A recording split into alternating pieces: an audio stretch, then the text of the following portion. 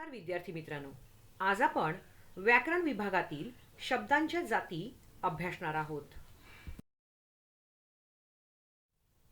शब्दांच्या जाती म्हणजेच पार्ट्स ऑफ स्पीच किंवा वर्ड क्लास असंही त्याला तुमच्या इंग्रजीत म्हटलं जातं. मुलांनो, एखाद्या शब्दाला किंवा अनेक शब्दांना पूर्ण अर्थ प्राप्त झाल्यावर त्याला वाक्य असं म्हणतात. बरोबर?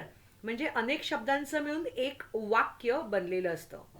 या शब्दांना आपण वाक्यामध्ये जेव्हा वापरतो त्यावेळेला त्याच्या मूळ रूपामध्ये बदल करत असतो आणि हे बदललेलं रूप ज्याला आपण पद असं म्हणतो किंवा या पदांना आपण शब्द असे म्हणतो. बऱ्याचदा शब्दाच्या मूळ रूपाला प्रत्यय लावून जे रूप तयार होतं म्हणजे मूळ तसाच्या तसा शब्द आपण त्यात वापरत नाहीत तेव्हा त्यास विकृती असे म्हणतात. आता विकृती म्हणजेच काय तर शब्दाच्या मूळ रूपाचं बदललेलं रूप आहे. वाक्य हे शब्दांचं बनलेलं असतं किंवा पदांचं बनलेलं असतं. या शब्दांची वाक्यामध्ये वेगवेगळी कामं असतात. त्याच्या विविध कार्यावरून त्यांना वेगवेगळी नावं दिली गेली आहेत. त्यालाच शब्दभेद किंवा शब्दांच्या जाती असं म्हणतात.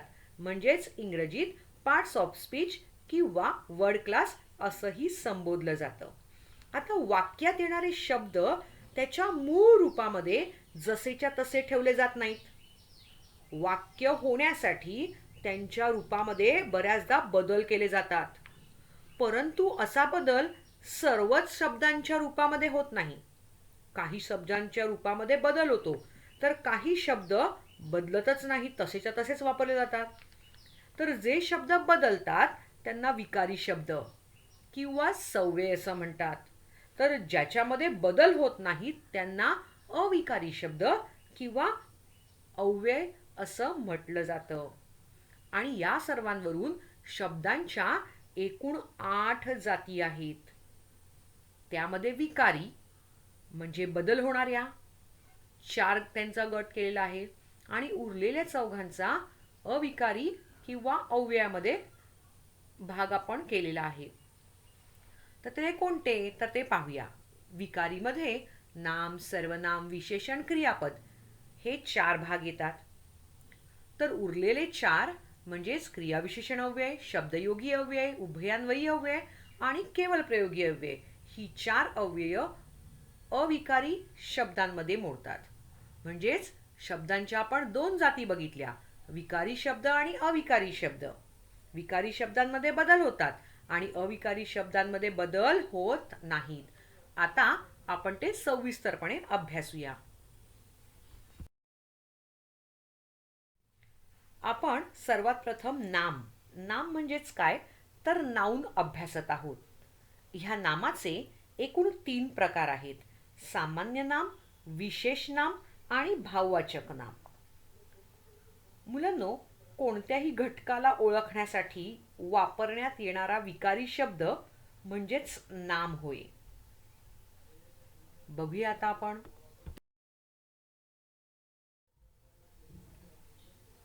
सामान्य नाम म्हणजेच कॉमन नाउन.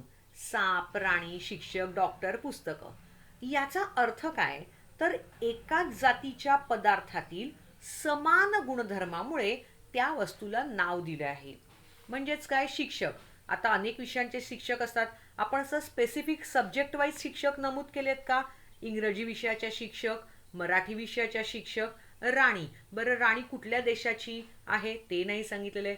साप, आता सापाचे अनेक प्रकार आहेत. कुठला साप आहे सांगितलंय का? नाही सांगितलं आहे. मग डॉक्टर, डॉक्टर पण तसेच आहेत. छोट्या मुलांचा, मोठ्या मुलांचा, पोटाचा, अनेक प्रकारचे डॉक्टर आहेत. तसेच पुस्तक आहेत, ही वेगवेगळ्या प्रकारची आहेत. मग असं स्पेसिफिक आपण केलेलं आहे का हे याचंच पुस्तक आहे किंवा हे त्याचेच डॉक्टर आहेत? नाही. आपण हे कॉमन जे जे आहेत डॉक्टर त्यांना आपण डॉक्टर असं म्हटलेलं आहे. म्हणजे काय तर ते कॉमन नाउन आहेत, सामान्य नामं.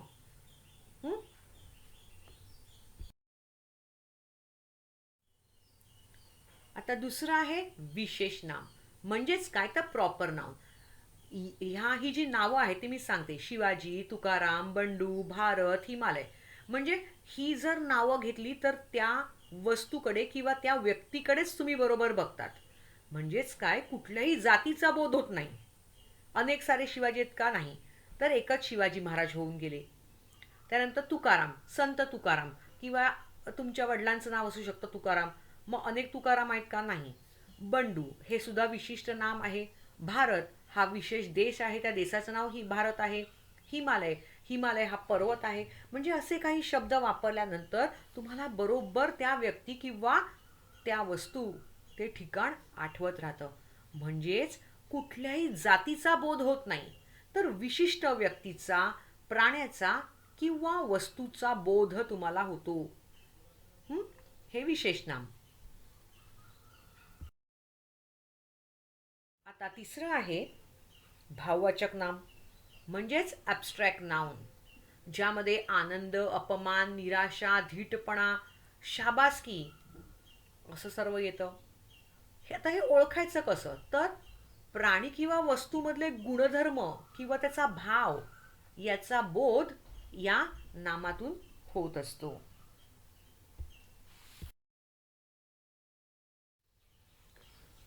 आता हे ओळखायचं कसं, नाम आहे हे ओळखणार कसं, तर त्यासाठी काही टेक्निक्स आहेत.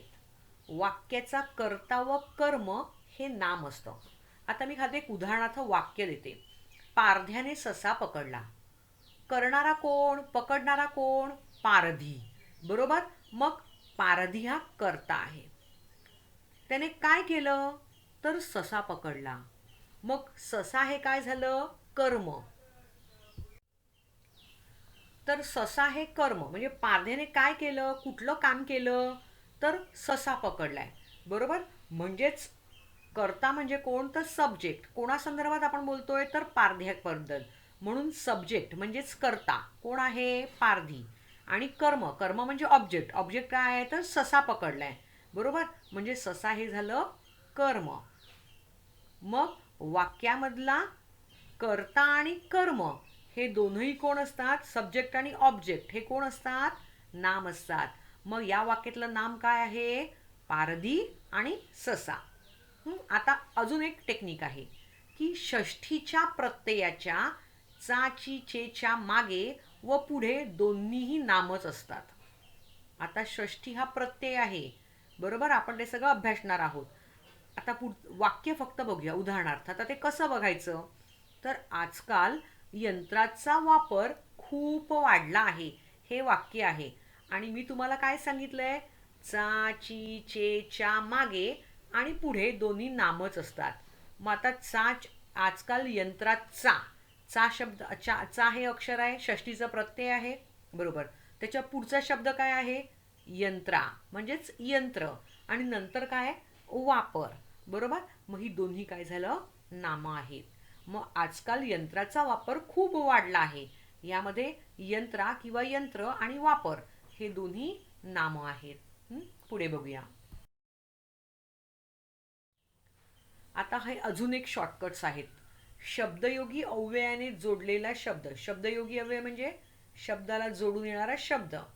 जसं झाडावर, सत्ते पुढे. वर हा झाड या मूळ शब्दाला लागल्या प्रत्ययावर, सत्ता हा मूळ शब्द आणि त्याच्या पुढे पुढे हा शब्द लागलेला आहे. म्हणून शब्दयोगी अव्ययाने जोडलेला शब्द म्हणजे झाडा आणि सत्ते ही दोन नामं झाली. आता विभक्तीचे प्रत्यय जोडलेले शब्द. विभक्तीचे प्रत्यय आपण बघणारच आहोत ना पुढच्या व्हिडिओमध्ये. सागराने, काकांना. बरोबर. तर सागरा, काका हे कोण आहेत, नामं आहेत. त्यानंतर अजून एक टेक्निक आहे याच्यामध्ये की सर्वनामाच्या झा झी झे ज्या प्रत्ययानंतर येणारा शब्द सुद्धा नाम असतं. जसं माझा सदरा. मी काय सांगितलं टेक्निकमध्ये, झा. मग सदरा हा काय झाला, त्या झाच्या प्रत्ययानंतर आलेला शब्द म्हणजेच सदरा. मग सदरा हा सुद्धा काय झालं, तर नाम झालं.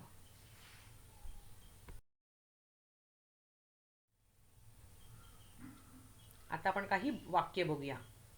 कुत्रा घराची राखण करतो.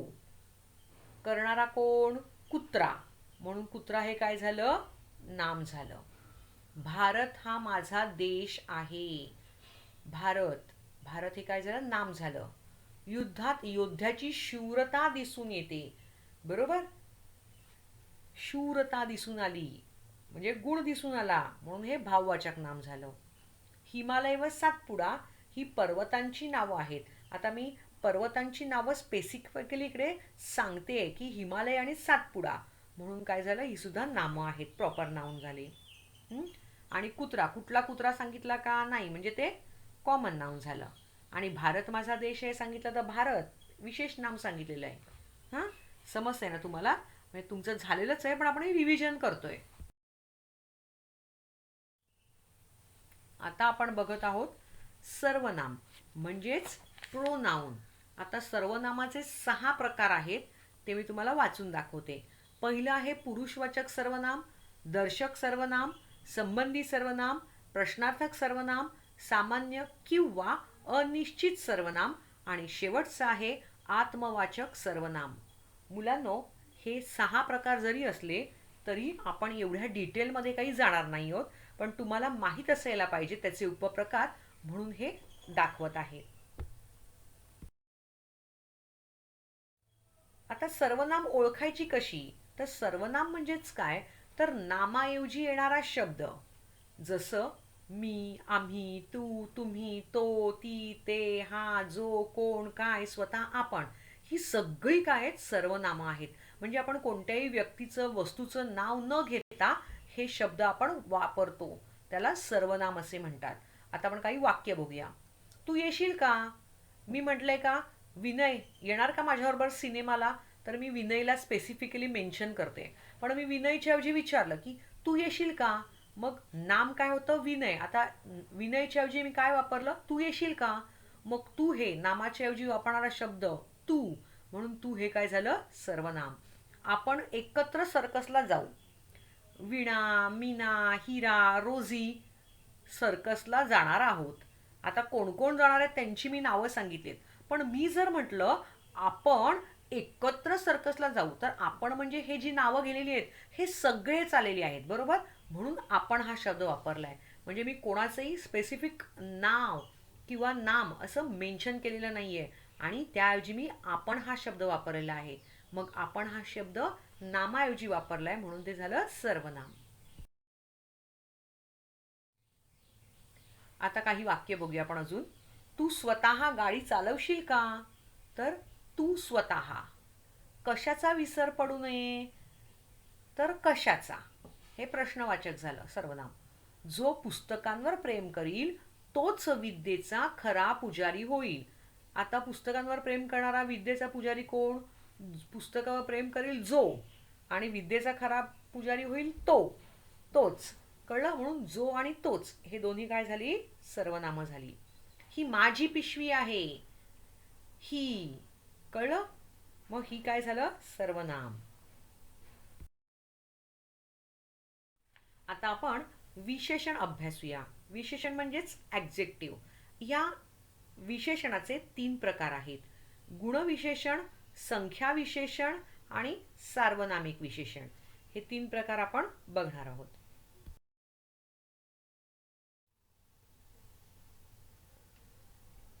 आता गुणविशेषणाचे 3 प्रकार सांगितले तरी आपण डिटेलमध्ये जात नाही आहोत. मी तुम्हाला पुन्हा सांगते, आपण वरवर हे बघणार आहोत आणि मग पुढे जाणार आहोत. गुणविशेषण. आता गुणविशेषण कसं ओळखायचं, तर वर निळे निळे आकाश होते, आपण आकाशाबद्दल निळे निळे हा शब्द वापरलेला आहे. म्हणजे आकाश कसं होतं, तर निळं निळं, म्हणून निळं निळं हे त्याचा काहीतरी गुण झाला आकाशाचा. राजा लोभी होता, राजाचा गुण काय होता, तर लोभी होता. लोभी म्हणजे सेल्फिश होता. मग हे गुण सांगितलेले आहेत. म्हणजेच गुणविशेषणाचा अर्थ काय, तर कोणत्याही प्रकारचा गुण किंवा वैशिष्ट्य यामध्ये दाखवलं जातं. चला नेक्स्ट स्लाइडवर जाऊया. संख्या विशेषण. संख्या विशेषण म्हणजेच ॲडजेक्टिव्ह ऑफ क्वांटिटी, ज्याच्यामध्ये तुम्हाला नंबर्स कळतात, संख्या कळते. जसं मला थोडे तांदूळ हवेत, किती सांगितले का, नाही, मी संख्या सांगली, मी थोडे सांगितलेत. मग थोडे म्हणजेच काय, तर मी क्वांटिटी सांगतेय, म्हणून ते झालं संख्या विशेषण. 100 कौरव होते, आता कौरव किती होते तर 100, त्यांची संख्या दिलेली आहे. म्हणजेच काय तर 100 हे झालं संख्या विशेषण. याचाच अर्थ असा की संख्येचा किंवा अंकाचा यातून बोध होतो ते संख्या विशेषण. आता आपण बघतोय सार्वनामिक विशेषण म्हणजेच प्रोनाउन्शियल ॲडजेक्टिव्ह. हे कधी येतं तर सर्वनामाच्या नंतर नाम येतं. तर बघा, त्यांच्या कीर्तनात प्रचंड भक्ती होती. नावाप्रमाणे बघा, सार्वनामिक विशेषण, विशेषण जे आहे त्याच्यामध्ये सर्वनाम येतं. कीर्तनात प्रचंड भक्ती होती कोणाच्या त्यांच्या, म्हणून त्यांच्या हे काय झालं सार्वनामिक विशेषण. आम्ही या इमारतीतले कायमचे रहिवासी आहोत. आम्ही इमारतीतले कायमचे रहिवासी आहोत. कोणत्या तर या, म्हणून या हे काय झालं सार्वनामिक विशेषण. म्हणजेच सर्वनामाच्या नंतर नाम येतं नेहमी, हे असं ओळखायचं असतं. हां, चला आता आपण क्रियापद म्हणजेच वर्ब बघत आहोत. बघा, आईने बाळाला निजवले, निजवले म्हणजे झोपवले. काकी मुलाला समजावत होती, काकी मुलाला काय करत होती समजावत होती. लोक सुरुवातीला घाबरली, काय केलं घाबरली. आता हे वर्ब म्हणजे क्रियापद, हे कधी येतं तर वाक्याचा अर्थ पूर्ण करणारा शब्द आहे. मी जर म्हटलं आईने बाळाला, तर पुढे काय कळलं असतं का नाही. काकी मुलाला काय करत होती माहित नाही. लोक सुरुवातीला काय झालं काहीही सांगितलेलं नाहीये. म्हणजेच काय तर ज्या शब्दामुळे पूर्ण वाक्याला अर्थ प्राप्त होतो ते आहे क्रियापद.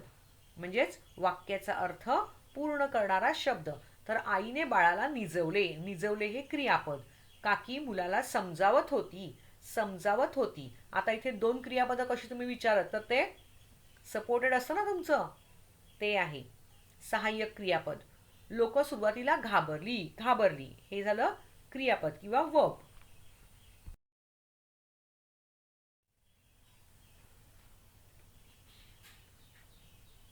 आता आपण क्रियाविशेषण अव्यय बघणार आहोत. सव्यय संपलेले आहेत, हे आहेत अव्यय. क्रियाविशेषण अव्यय हे बदलणारे नसतात असं मी तुम्हाला म्हटलं आहे. हे आहे ॲडवर्ब. आता उदाहरण बघूया. आम्ही संध्याकाळी त्यांच्या घरी गेलो. क्रिया कधी घडली संध्याकाळी, म्हणून संध्याकाळी हे झालं क्रियाविशेषण. आपण वाक्यातलं क्रियापद असतं त्याला प्रश्न विचारायचा की क्रियाविशेषण अव्यय कळतं म्हणजे जास्तीची माहिती क्रियापदाबद्दल. आणि एकदम अभिषेक धावत सुटला, कसा एकदम, म्हणून एकदम हे झालं क्रियाविशेषण. त्याच्या तोंडाला मग पाणी सुटलं, कधी सुटलं मग पाणी सुटलं. म्हणजेच क्रियापदाबद्दल हे तीनही शब्द अधिक माहिती सांगणारे आहेत. म्हणून ते झालं क्रियाविशेषण अव्यय.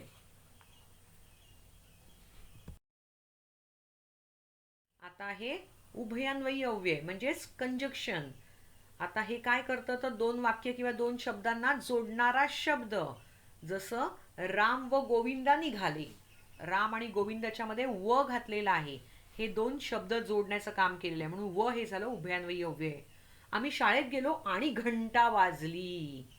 दोन वाक्य आहेत. आम्ही शाळेत गेलो हे पहिलं वाक्य, घंटा वाजली हे दुसरं वाक्य.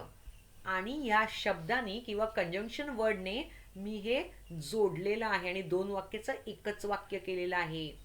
मग आपला क्रायटेरिया काय उभयान्वयी अव्ययाचा की दोन शब्द किंवा दोन वाक्य जोडणारा शब्द आणि या शब्दाने दोन वाक्यांना जोडलेलं आहे, म्हणून आणि हे झालं उभयान्वयी अव्यय. तू सकाळी किंवा संध्याकाळी येत जा.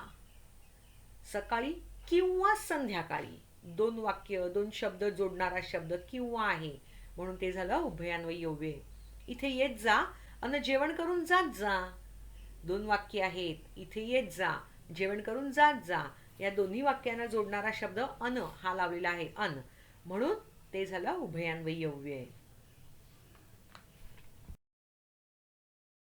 आहे शब्दयोगी अव्यय. प्रेपोजिशन हा नेहमी शब्दाला जोडून येत असतो. घरापासून शाळा दूर आहे. घराला पासून हा प्रत्यय लावलेला आहे आणि म्हणून घरापासून हा शब्द तयार झालेला आहे. आणि शब्दाला जोडून येणारा शब्द म्हणून शब्दयोगी अव्यय घरापासून. माझ्याजवळ 5 रुपये आहेत. जवळ आईसाठी बाबांनी साडी आणली. साठी हे तीनही पासून, जवळ, साठी हे शब्दाला जोडून येणारे शब्द आहेत आणि म्हणून ते आहेत शब्दयोगी अव्यय. आता आहे केवल प्रयोगी अव्यय म्हणजेच इंटरजेक्शन.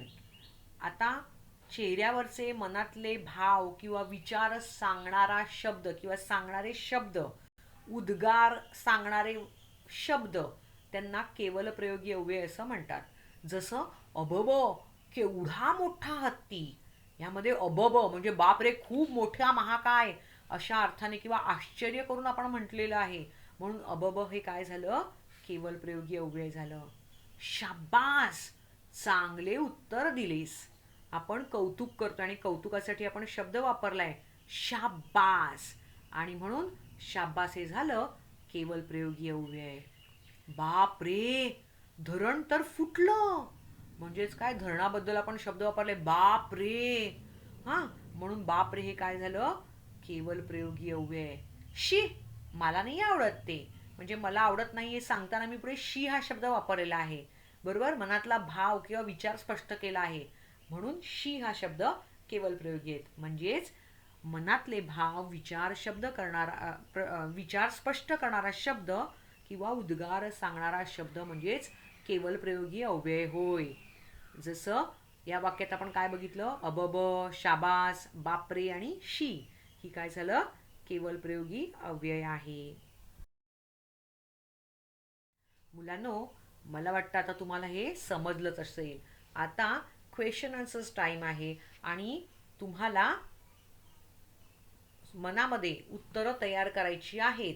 हां, चला. खालील वाक्यातील अधोरेखित शब्दांच्या जाती ओळखा असा प्रश्न तुम्हाला परीक्षेत विचारला जातो. कानांवर विश्वास ठेवा. कानांवर, वर शब्दाला मी काय केलंय, अधोरेखित केलेलं आहे, म्हणजे अंडरलाईन केलेली आहे. आणि मग शब्दाला जोडून आलेला शब्द काय आहे तुम्हीच ठरवा. मी उत्तर इतकेच सांगणारच नाही. तुमचं उत्तर मनात ठेवा किंवा लिहून ठेवा. ठरवलंत का? जायचं पुढे. चला, नेक्स्ट सेंटेन्स. देखावे सुंदर आहेत. सुंदर हे काय झालं, विशेषता दाखवलं त्या देखाव्याबद्दलची. म्हणजे काय झालं हे, आलं लक्षात? चला, पुढचं वाक्य आहे. आम्ही पुन्हा मागे परतलो. आम्ही कोण कोण ते सांगितलेलं नाहीये, नामाऐवजी वापरला गेलेला शब्द आहे तो. समजतंय का? नेक्स्ट. चहा घेतला नि घराकडे परतलो. आता चहा घेतला, घराकडे परतलो ही दोन वाक्य आहेत वेगवेगळी, त्यांना नी ने जोडलेला आहे.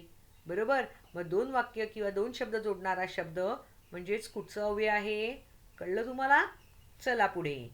अभिमन्यू रागाने पाहत होता. अभिमन्यू हे मी काहीतरी स्पेसिफिक मेन्शन केलंय, कोणाचं तरी नाव, मग ते काय आहे कळतंय का? चला, नेक्स्ट स्लाइडवर जाऊया. हे सगळं करताना उत्तरं लक्षात ठेवतायत ना तुम्ही, किंवा नोट डाऊन करतायत, नंतर चेक करायची तुम्हाला ती. मी एका वडाच्या झाडापाशी बसलो. मी एका वडाच्या झाडापाशी असं जर मी म्हटलं तर त्या शब्दामुळे, बसलो या शब्दामुळे वाक्याला अर्थ पूर्ण होत नाही. बरोबर, मग वाक्याचा अर्थ पूर्ण करणारा शब्द त्याला काय म्हणतात, आठवते का? ईश, ही कसली भाजी आणली आज? मनातले भाव सांगते मी ईश या शब्दाद्वारे. कळलं कुठलं अव्यय आहे ते? सलील घटाघटा पाणी पितो. पाणी पिण्याची क्रिया कशी आहे, घटाघटा. मग घटाघटा हे काय आहे, येतंय लक्षात? आता पुढचं वाक्य. मला मुंबईची हवा आवडत नाही कारण तेथे फार उकडते. मला मुंबईची हवा आवडत नाही हे एक वाक्य, तेथे फार उकडते हे दुसरं वाक्य. कारण या शब्दांनी दोन वाक्यांना मी जोडलेलं आहे. मग दोन वाक्य जोडणारा शब्द त्याला कुठलं अव्यय म्हणतात? Next sentence. मुलांप्रमाणे झाडे वाढवावीत. मुलांप्रमाणे, प्रमाणे या शब्दाला मी अंडरलाईन केलेलं आहे किंवा अधोरेखित केलेलं आहे. बरोबर. मग शब्दाला जोडून येणारा शब्द, त्याचं काय होतं? शब्दाला जोडून येणारा शब्द त्याला कुठला अव्यय म्हणतात? आलं का लक्षात? Next sentence. यंदा पाऊस वेळेवर आला. पाऊस वेळेवर आला, पण कधी? यंदा. मग यंदा हे काय येणार? येतंय का लक्षात? तुमची उत्तरं झाली असतील असा अंदाज बांधते. चला पुढच्या स्लाइडवर जाऊया. बघा तुमची उत्तरं आता तपासून तुम्ही लिहिलेले उत्तरं किंवा तुम्ही ठरवलेली उत्तरं बरोबर आहेत का? टॅली करा ती. पहिलं होतं शब्दयोगी अव्यय, मग विशेषण, मग नामाऐवजी वापरला जाणारा शब्द सर्वनाम होता. नंतर दोन शब्द किंवा दोन वाक्य जोडणारा शब्द म्हणजे उभयान्वयी अव्यय होतं. मग अभिमन्यू हे काय होतं? नाम होतं. आणि मग शेवटच्या वाक्यात काय विचारलं होतं? क्रियापद, वाक्याला अर्थ पूर्ण करणारा शब्द, म्हणून ते क्रियापद होतं. कळलं? चला पुढच्या उत्तरांकडे जाऊया. केवल प्रयोगी अव्यय. ईश, मनातले विचार किंवा भाव स्पष्ट करणारा शब्द होता. नंतर होतं क्रियाविशेषण अव्यय. क्रिया कशी घडली? पाणी कसा प्याला त्याने? घटाघटा. आता उभयान्वयी अव्यय आहे. उभयान्वयी अव्यय म्हणजे दोन शब्दांना किंवा वाक्यांना जोडणारा शब्द, कारण. हा. नंतर शब्दयोगी अव्यय आहे. शब्दयोगी अव्यय म्हणजे शब्दाला जोडून आलेला शब्द होता. आणि मग शेवटचं परत होतं वाक्य क्रियाविशेषण अव्यय होतं त्यामध्ये, कारण क्रिया कधी घडली त्याची अधिक माहिती दिलेली होती. मला वाटतं तुम्हाला हा व्याकरण विभाग शब्दांच्या जाती व्यवस्थित समजलेला असेल. आता हे छानपैकी नोट डाऊन करून ठेवून द्यायचं आहे, जेणेकरून तुम्हाला हे वर्षभर अभ्यासायचं आहे.